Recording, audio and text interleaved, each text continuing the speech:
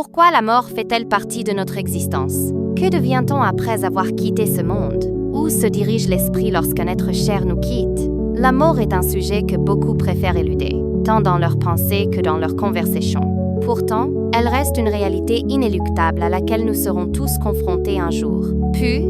Avez-vous traversé la perte d'un proche, ressentant une douleur profonde, une tristesse qui semble ne jamais vouloir s'apaiser? Sachez cependant qu'il existe une lueur d'espoir. Dieu nous promet une vie au-delà de cette réalité terrestre. Prêtez une attention particulière à ces messages, car il explore les vérités bibliques sur ce qui advient après la mort et sur le sort de notre essence spirituelle. Commençons par une question fondamentale. Pourquoi la mort existe-t-elle? Était-elle prévue dans le dessein divin? La mort est une réalité universelle, un adversaire silencieux qui touche chacun de nous. Mais vous êtes-vous déjà interrogé sur son origine? Selon la Bible, la mort n'était pas inscrite dans le projet initial de Dieu. Dans le livre de la Genèse, il est décrit que Dieu a créé l'univers et tout ce qu'il contient, déclarant que tout était parfaitement. L'humain fut façonné avec une vocation d'éternité, destiné à vivre sans fin. Alors, que s'est-il passé? Le péché a fait irruption, introduisant la mort dans le monde. Dieu avait mis en garde Adam. Manger du fruit défendu de l'arbre de la connaissance du bien et du mal entraînerait la mort. En choisissant de désobéir, Adam et Ève ont rompu l'harmonie avec Dieu. La Bible nous enseigne que le péché a pour conséquence la mort, une sentence qui pèse sur l'humanité depuis lors. Chaque souffrance, chaque larme, chaque décès est un écho de cette faute originelle. La mort nous semble si difficile à accepter parce que nous n'étions pas destinés à mourir. Chaque perte creuse en nous un vide que seul Dieu peut combler. La Bible compare la vie humaine à l'herbe des champs. Elle s'épanouit un temps, puis se flétrit et disparaît. Cette image peut sembler sombre, mais elle nous invite à réfléchir profondément. Comment utilisez-vous le temps qui vous est donné? Vivez-vous de manière à laisser une empreinte durable, un héritage significatif? Chacun de nous a une mission, un sens à sa vie, et il est essentiel de le découvrir et de l'accomplir avant qu'il ne soit trop tard. Cependant, au cœur de cette réalité, Dieu ne nous abandonne pas sans espoir. Dès la Genèse, il promet un sauveur qui triomphera du mal et restaurera la vie là où la mort semblait régner. Cette promesse s'est réalisée en Jésus-Christ, qui, par sa victoire sur la croix, a brisé le pouvoir de la mort. Pour ceux qui placent leur foi en lui, la mort n'est pas une fin, mais un passage. Mais que se passe-t-il précisément après notre départ de ce monde? Où va notre esprit? La nature de l'âme. L'âme humaine, cette essence qui nous définit, fascine l'humanité depuis toujours.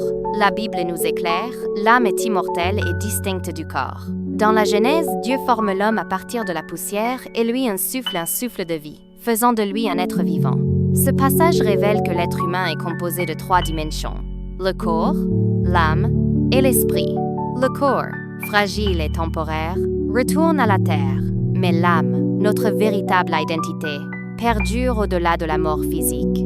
L'Ecclésiaste nous dit que lorsque le corps retourne à la poussière, l'esprit retourne à Dieu, qui l'a donné. Jésus lui-même affirme: « Ne craignez pas ceux qui peuvent détruire le corps, mais pas l'âme. » L'enseignement biblique est clair. Notre âme est éternelle, transcendant la mort pour exister dans l'éternité. Cette vérité nous rappelle que nos choix, nos actes de foi et notre relation avec Dieu ont des répercussions qui dépassent cette vie terrestre. Mais que devient l'âme après la mort? Examinons quelques idées répandues et confrontons-les à la lumière des Écritures. Idées erronées sur le destin de l'âme.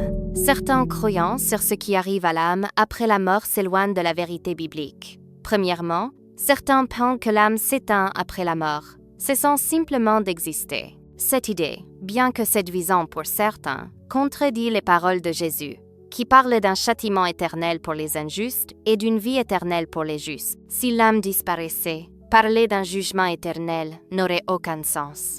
La Bible affirme que l'âme est immortelle et connaît une destinée éternelle. Une autre croyance erronée est celle du sommeil de l'âme, selon laquelle l'âme reste inconsciente jusqu'à la résurrection.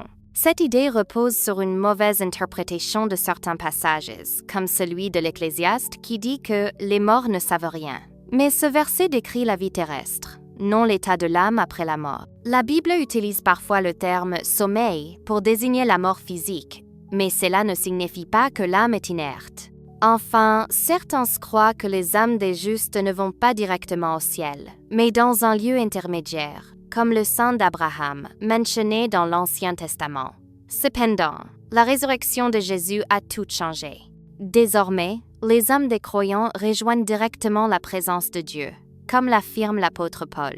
Quitter ce corps, c'est être avec le Seigneur. Ces fausses croyances obscurcissent la vérité et privent les croyants de l'espérance que Dieu offre. Le véritable destin de l'âme.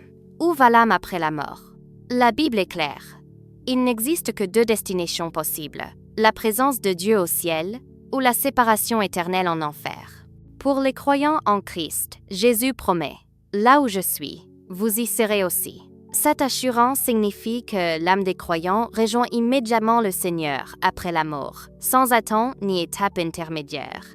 La parabole du riche et de Lazare illustre cette réalité.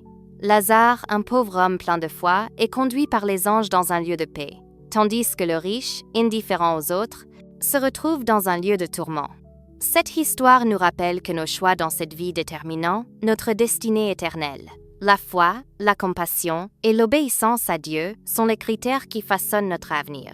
Le sort des impies. La Bible est sans ambiguïté. Ceux qui rejettent un Dieu et vivent sans lui connaîtront l'enfer, un lieu de séparation définitive et de souffrance éternelle.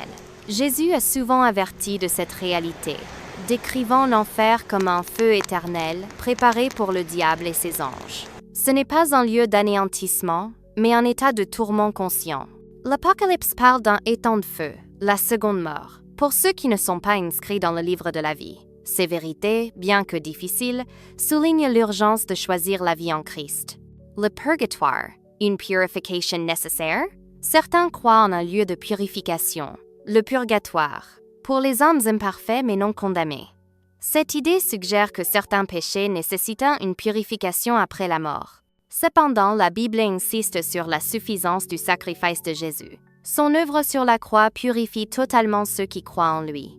Les Écritures ne mentionnaient pas explicitement un purgatoire, et la foi en Christ assure une rédemption complète, sans besoin d'un processus supplémentaire. Cette vérité nous invite à placer toute notre confiance en Jésus, qui nous rend prêts pour la présence de Dieu. La résurrection, l'espoir ultime.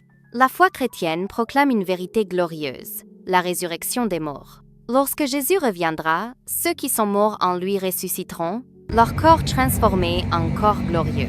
Les vivants seront également transformés pour rencontrer le Seigneur. Ce moment appelé l'enlèvement marquera la victoire définitive sur la mort. Comme l'Écriture le proclame, la mort a été engloutie dans la victoire. Cette promesse est une source d'espérance pour tous ceux qui placent leur foi en Christ. Un appel à choisir la vie. Si vous n'avez pas encore confié votre vie à Jésus, le moment est venu. Repentez-vous, croyez en lui et recevez la vie éternelle. Ce message est une invitation à vivre avec l'éternité en perspective, à partager cet espoir avec ceux qui vous entourent. Que cette vérité transforme votre vie et guide vos choix, car en Christ, nous trouvons la paix, la rédemption et la promesse d'une éternité glorieuse.